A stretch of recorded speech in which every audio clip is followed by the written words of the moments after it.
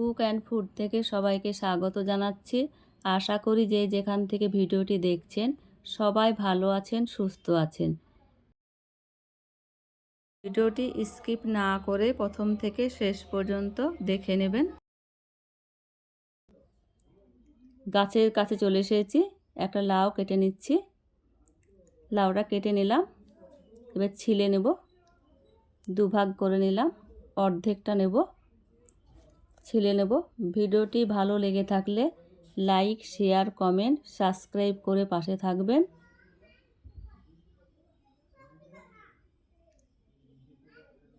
লাউগুলা ছিলা হয়ে গেছে, ছিলে ধুয়ে গ্রেটারের সাহায্যে গ্রেট করে নিচ্ছি। ভিডিওটি না টেনে পুরো ভিডিওটি দেখে নেবার অনুরোধ জানাচ্ছি। গ্রেট করা হয়ে গেছে, একটা ছাঁকুনিতে নিয়ে নিলাম। হাতে চাপ দিয়ে দিয়ে জল বের করে নেব। যতদূর সম্ভব সমস্ত জলটাই বের করে নিতে হবে। কড়াইয়ে 1 চামচ ঘি দিয়ে দিলাম, কাজু বাদাম দিয়ে দিলাম, হালকা ভেজে নেব। ভাজা হয়ে গেছে, আবারও কিশমিশ দিয়ে দেব। হালকা ভেজে ভাজা হয়ে গেছে, এবার তুলে নেব। তুলে নিচ্ছি।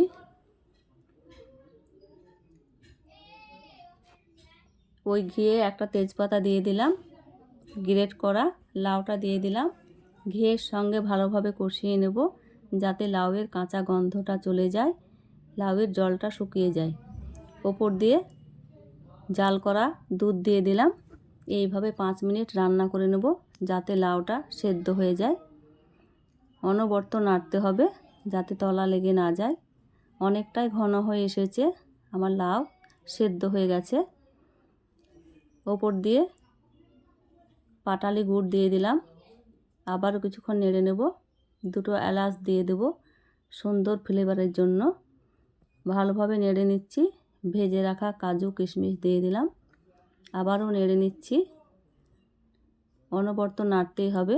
নেড়ে আমার অনেকটা ঘন হয়ে এসেছে, এবার আমি নামিয়ে নেব।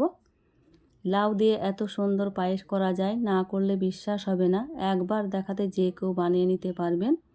ওপর দিয়ে লাউয়ের পায়েস সাজিয়ে নিচ্ছি বাদাম দিয়ে, দেখার সৌন্দর্যের জন্য। দেখুন কত সুন্দর হয়েছে। আমি আয়ানবাবুকে খাইয়ে দেখাচ্ছি, আয়ানবাবু খাচ্ছে। দেখুন খেতে তো দারুণ হয়েছে।